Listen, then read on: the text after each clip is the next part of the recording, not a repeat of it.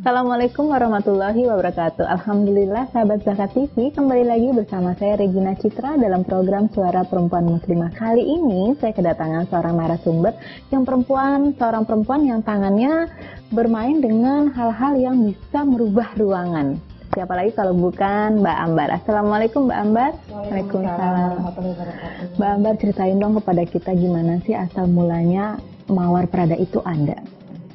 Jadi kita ini ada kurang lebih kira-kira 14 tahun yang lalu. Cukup lama ya? Cukup lama. Sudah malang melintang ya. Gitu. Alhamdulillah. Asal muasalnya adalah saya dengan adik saya, kita sama-sama membangun Mawar Prada ini. Tadinya kita bersama-sama dengan kakak dan adik saya, tapi akhirnya kita end up-nya berdua dengan adik saya yang dia seorang arsitek. Kemudian saya mempelajari bunga, jadi itu kita jadi dua kombinasi yang oke deh untuk memulai sebuah wedding decoration. Wedding awalnya ya. Kemudian kita merambah ke dunia wedding organizer. Karena ujung-ujungnya kita juga yang mengatur semua acara. Nah, dari Mbak Ambar sendiri pada saat harus mempelajari bunga gitu, artinya memang sesuatu hal yang terpaksa atau memang dulunya memang senang gitu? Iya, saya itu sudah berada di dalam dunia pernikahan itu mungkin sejak SMA ya. Jadi saya emang udah senang kalau bikin acara, keluarga bikin acara gitu ya. Kita selalu ikut andil gitu. Jadi mungkin dari situ ya, saya mempelajarinya juga dengan senang hati pastinya, gitu, dari hobi ya. Akhirnya terjadilah kombinasi yang sekarang sudah merambah sampai menjadi wedding organizer. Nah, kalau bicara wedding dekorasi, dari Mawar Prada ini banyaknya di daerah atau berbau-bau internasional sih Mbak? Kita sih sebetulnya pasarnya kita luas ya, gitu. Jadi ada yang tradisional, ada yang modern, ada yang sekarang kita bilangnya nasional. Oh, nasional. Iya, jadi tidak semuanya lebih ke Indonesia, tapi tidak terpaku dari salah satu daerah aja. Jadi kita sih melayani yang di Jakarta maupun yang di luar kota. Seperti itu. Nah, dari Mawar Prada sendiri, kalau misalnya kita bicara awal mulanya tadi sudah ya, tapi kedepannya kan juga pasti mungkin awalnya tadi yang baru dekorasi, sekarang menjadi organizer juga. Waktu dekorasi saja berapa lama Mbak? Itu kita berjalannya bersamaan ya, gitu. Jadi maksudnya waktunya saya di dekorasi atau? Di dekorasi? Iya, kita sih udah lama ya, gitu ya. Jadi berbarengan tuh. Jadi dekorasi kita mulai kira-kira tahun 2000, kemudian setelah itu setahun kemudian kita mulai langsung berkembang menjadi wedding organizer. Iya, jadi dalam 1 tahun itu saya waktu itu melihat peluang di situ. Karena sebagai dekorator kita juga harus mengatur semuanya kan supaya semuanya inline gitu. Jadi setelah itu kami memutuskan untuk membuka divisi baru yaitu organizer itu. Nah, sekarang sudah mempunyai beberapa karyawan. Iya, betul. Dari yang tadi cuma berdua mungkin ya? Iya, betul. Jadi kami sudah cukup banyak geng kami. Gitu. Tapi kan dibalik kisah kesuksesan tadi kan artinya pasti juga mengalami kendala ya Mbak. Awal-awal bisa ceritain nggak apa sih yang bisa menjadi salah satu kayak mungkin penolakan, bagaimana kita juga mempunyai harus strategi mempromosikannya gitu.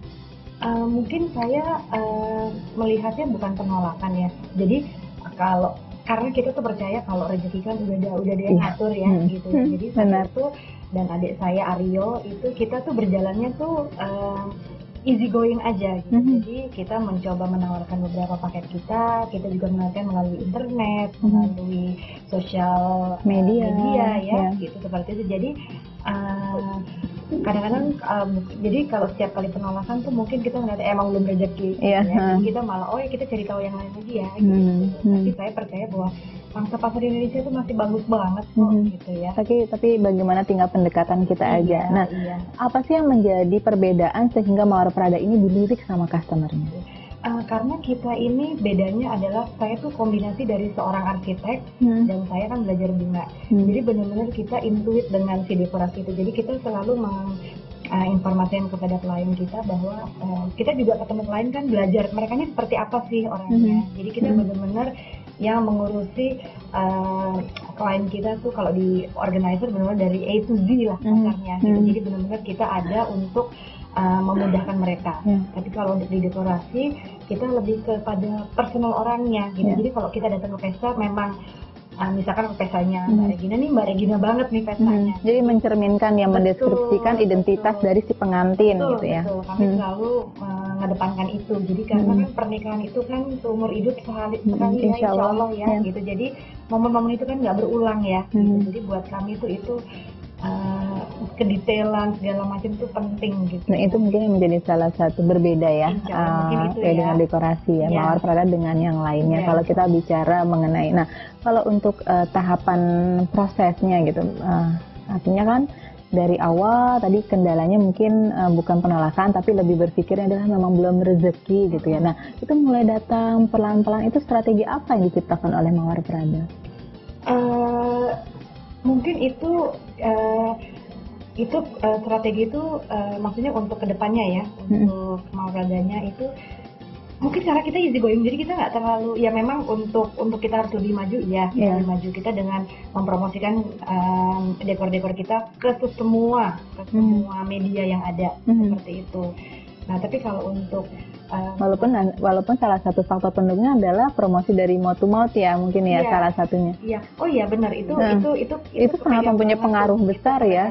Makanya buat saya berdua dengan adik saya Aryo, tiap kalanya itu beda. Jadi mau yang dengan budget terbatas maupun budget yang tidak terbatas, itu kita servis yang sama gitu loh. Karena buat kita ya itu tadi balik lagi kan, momen ini nggak berulang ya gitu. Jadi buat kita sebuah pernikahan itu tuh kayaknya momen kehidupan. Jadi kayaknya kita kok mengerjakannya tuh benar-benar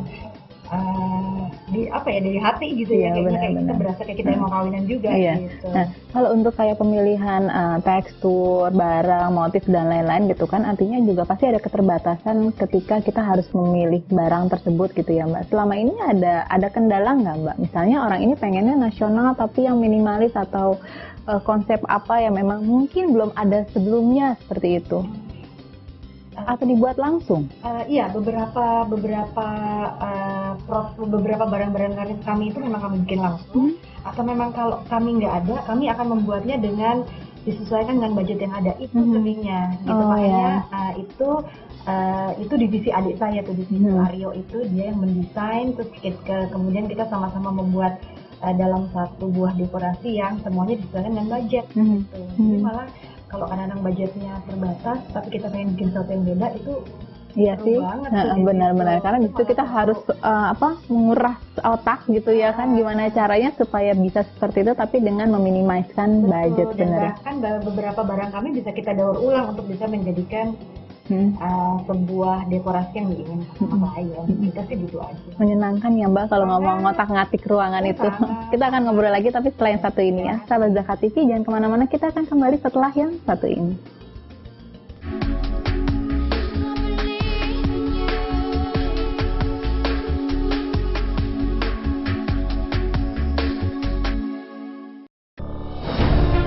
Ketika keindahan dunia merebak keselarasan, berbagi kemesraan. Ketika sejuta tangan merangkai kebahagiaan dalam kehidupan yang harmoni. Ketika zakat Anda wujudkan indahnya dunia.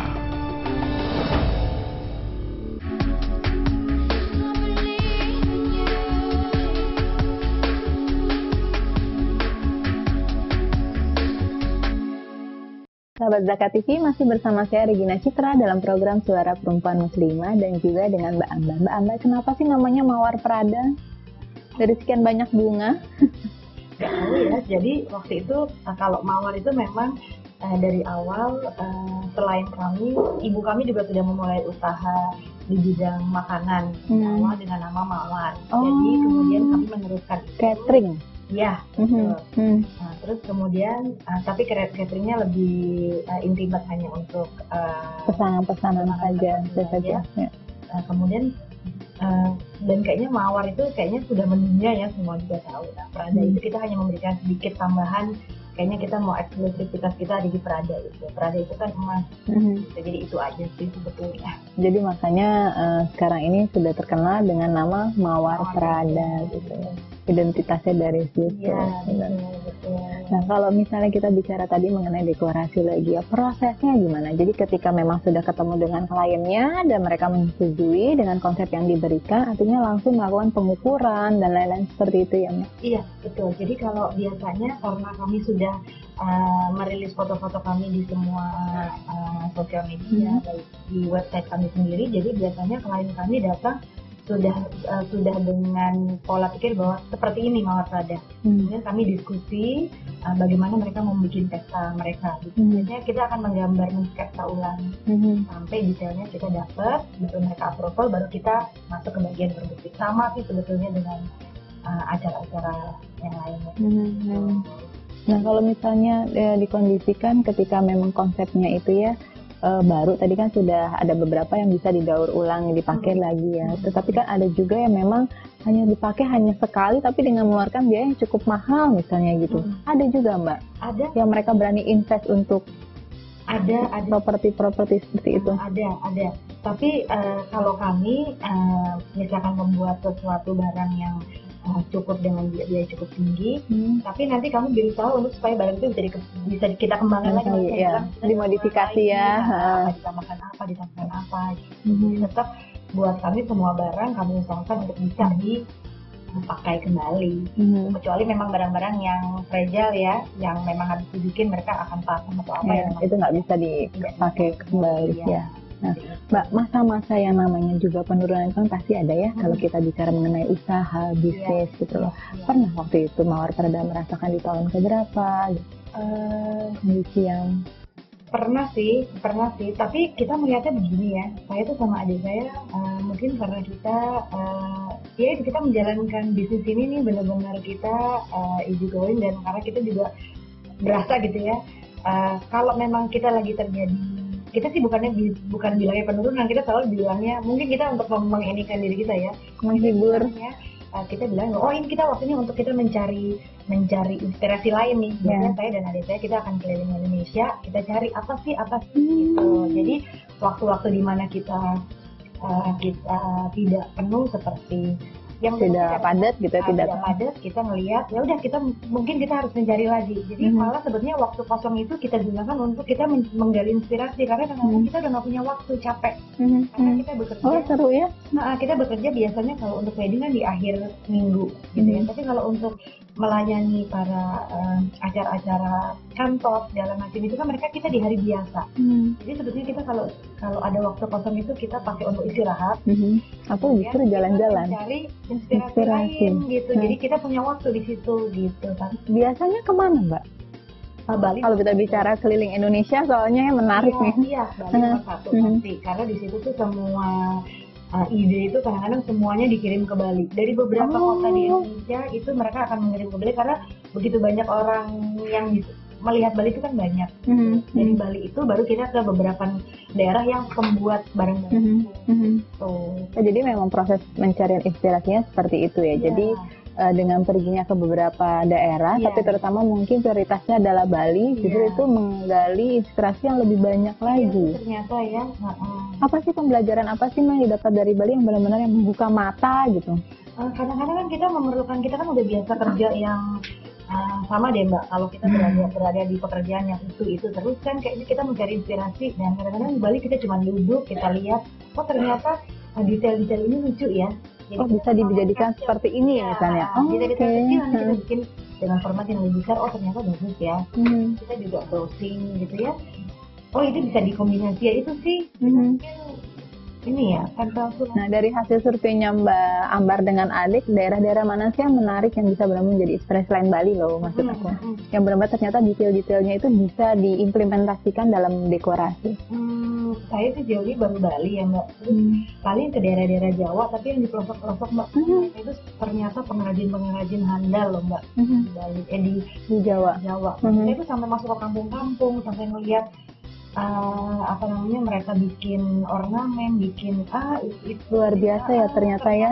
Ternyata Indonesia tuh kaya banget. Banyak aja yang suka kadang-kadang suka broad minded. Saya udah deh, buat saya Indonesia masih banyak yang belum kita kenali.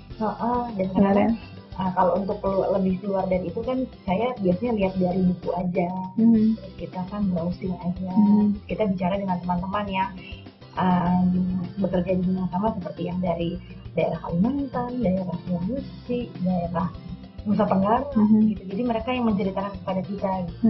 Oh kayak gini. Jadi dari situ kita mengembangkan, terus dan dikembangkan lagi mungkin dalam konsep yang lebih modern gitu ya, sehingga nanti kombinasi warna gitu ya, penambahan tekstur-tekstur yang lain gitu ya. Ini juga salah satu menjadi perbedaan. Jadi ada unsur etniknya, tapi ada juga unsur modernnya tadi ya, karena kan tadi ada konsep tradisional. Ada konsep tradisional, konsep modern, nasional, sama nasional. Nasional ya. Jadi tiga ini menjadi konsentrasi utama dari Mawar Prada. Nah Mbak, apa sih kenikmatannya kerja dengan saudara sendiri? Mungkin justru sebenarnya banyak catatan juga orang merasa, aduh nggak, lebih baik tidak usah bekerja sama saudara deh, gitu, atau keluarga. Tempat itu, tapi ternyata saya sama adik saya tuh paling klop. Jadi mungkin kita udah tinggal bersama dari kecil kan. Iya, jadi harusnya bisa saling iya gitu. Tapi saya kok merasa sama dia malah saya nyaman, dia juga nyaman, dan kita masing-masing kan udah tahu karakter masing-masing. Jadi saya tidak perlu meluangkan waktu lagi. Kalau kita bisnis dengan orang lain kan saya harus ini kayak apa ya, karakter adik saya udah saya pegang, dia udah pegang sekali karakter saya. Kita benar-benar berangkat dari nol gitu. Dan kita benar-benar sudah dengan visi misi yang sama, jadi kita jalannya enak aja. Enak banget. Tapi kan pasti ada juga support dari suami, anak-anak ya. Antara waktu yang sudah cukup juga dihabiskan di luar rumah. Tapi kita akan ngobrol setelah satu ini ya. Sahabat Zakat TV, jangan kemana-mana, kita akan kembali setelah yang satu ini.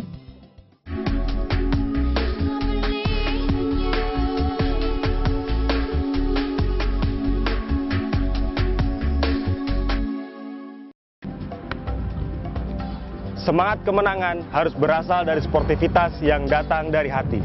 Saya Bambang Pamungkas, saya Zakat di Dompet Duafa. Keluarga adalah sumber inspirasi saya. Kehangatannya datang dari hati. Saya Inneke Kusharawati, saya Zakat di Dompet Duafa. Berbagi memudahkan rezeki, karena datang dari hati. Saya Ipo Santosa, Zakat di Dompet Duafa.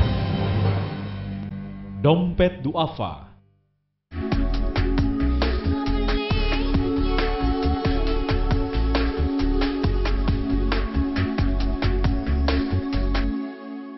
Sahabat Zakat TV, masih bersama saya Regina Citra dalam program Suara Perempuan Muslimah dan juga dengan Mbak Ambar. Mbak Ambar, mau cerita sedikit dong mengangkat mengenai support dari suami sejauh ini bagaimana? Alhamdulillah suami saya mensupport saya 100%. Jadi biar gimana pun kan kita wanita di rumah harus punya izin ya. Setiap kali kita bepergian aja kita mesti punya izin, apalagi kita mau usaha ya. Jadi alhamdulillah suami saya tidak ada masalah dengan apa yang saya kerjakan. Insya Allah ya. Jadi alhamdulillah direstui dan ridho ya Mbak ya. Betul. Karena itu yang terpenting ya. Betul. Kemanapun kita mau melangkah. Benar nggak? Ya. Dan untuk anak-anak sendiri gimana? Artinya kan mama harus meninggalkan gitu. Bahkan kalau kita bicara memaintain klien kan memang yang waktu kalau bisa dibilang memang paling tidak lebih banyak untuk mengurus gitu keluar. Kan sebetulnya pekerjaan saya kan bukan seperti di kantor ya, yang silang dari pagi sampai sore. Betul. Jadi dan pekerjaan saya ini kan bisa diatur kapan klien saya ingin ketemu, dan biasanya saya akan mengatur jadwal saya. Memang kadang-kadang lebih sering memang di weekend kami sering tidak bisa sama-sama gitu ya. Itu sih tinggal kita membagi dengan suami saya saja gitu. Tapi kebetulan sejauh ini karena anak-anak saya sering saya ajak ikut, kebetulan anak saya sudah besar dua-duanya, jadi dan mereka sering saya ajak ikut bekerja. Seperti apa sih yang punya kerjakan gitu. Jadi setelah mereka tahu, jadi oh iya, dan so far sih mereka nggak support juga ya, support juga ya. Oh iya, sangat. Nah Mbak, kalau kita balik lagi tadi mengenai dekorasi ya, kan artinya Mbak juga mempelajari banyak hal mengenai budaya Indonesia apa aja sih yang buat Mbak benar-benar sangat tertarik dan indah sekali? Banyak banget ya. Ternyata banyak banget dari mulai kemudian kita dari Jawa Tengah ya, itu aja Jawa Tengah macam-macamnya. Terus kemudian luar Jawa segala macam, dari ke Kalimantan.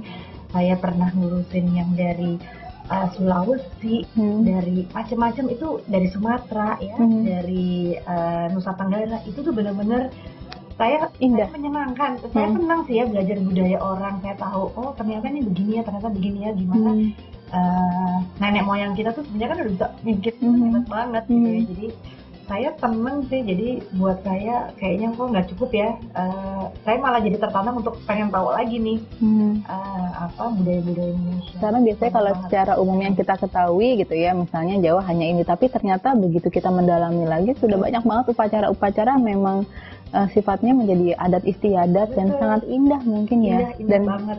Dan sebenarnya mereka tuh berkesinambungan loh. Jadi sebenarnya intinya dari bagaimana kalau kita mau menikah kan ada pembersihan diri, ada itu sebenarnya sama, hampir semua daerah prosesnya sama. Cuma memang mereka caranya berbeda-beda, itu aja gitu. Tapi benar-benar bahwa orang Indonesia tuh kita benar-benar menghargai orang-orang dahulu sebetulnya gitu ya. Jadi sebetulnya budaya kita bagus banget kok gitu. Nah ya benar ya.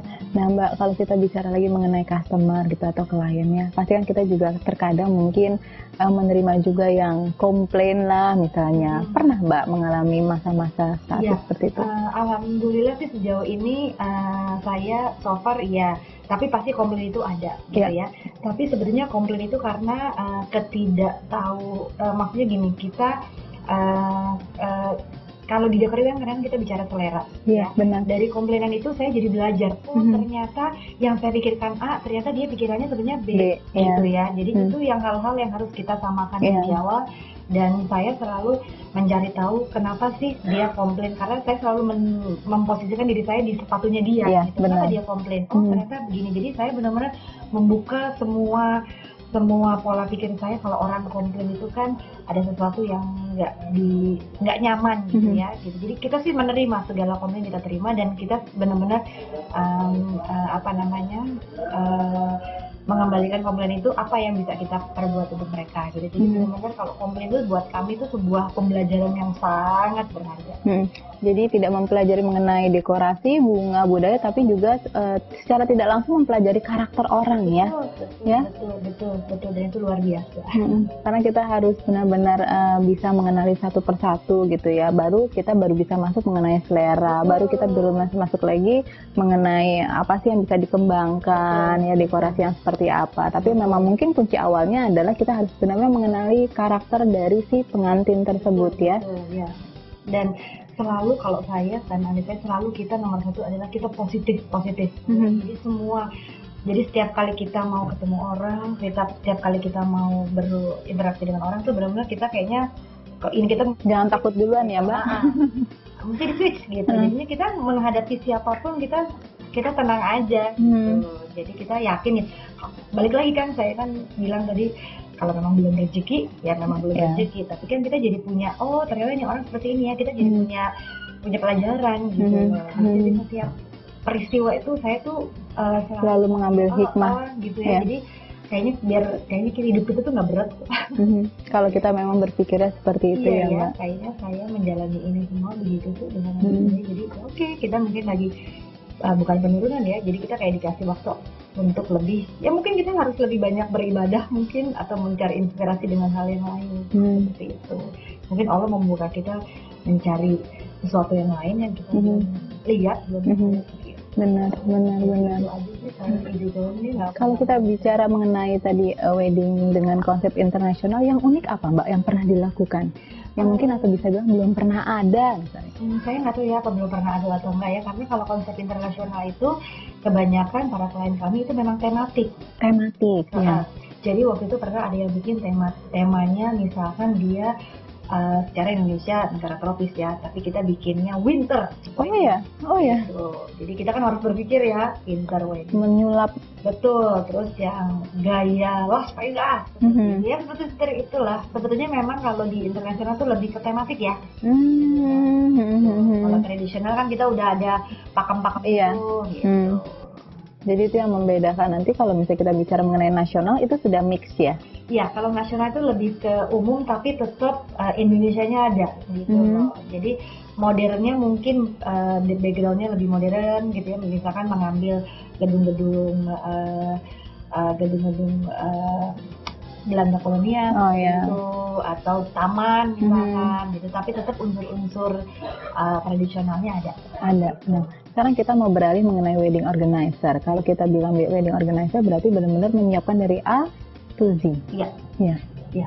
Apa saja Mbak biasanya prosesnya? Ya, jadi kalau kami sebagai wedding organizer itu saya selalu memberikan pilihan kepada klien saya. Jadi mau diuruskan semuanya dari atau mau diuruskan hanya pas hari hanya saja. Karena beberapa klien kami mereka mau mengurusi proses persiapan, pada saat hari hanya tidak ada eksekutor yang di hari H yang untuk mengatur. Karena itu sudah harusnya mendelegasikan kan, sudah tidak berpikir lagi mestinya ya. Jadi kami mengambil peluang itu di bisnis pernikahan itu. Duh, menyenangkan sekali ya Mbak ya, tapi waktunya sudah harus selesai. Mudah-mudahan Mawar Pradanya semakin sukses, semakin berkembang, dan bisa juga memanfaatkan untuk orang banyak. Insya Allah ya. Penting ya. Terima kasih juga kita diundang di sini. Ya. Sahabat Zakat TV, demikianlah perbincangan saya dengan Mbak Ambar dalam program Suara Perempuan Muslimah. Insya Allah minggu depan kita akan kedatangan narasumber dan juga dengan tema yang sangat menarik. Wassalamualaikum warahmatullahi wabarakatuh. Selesai deh. Menyenang.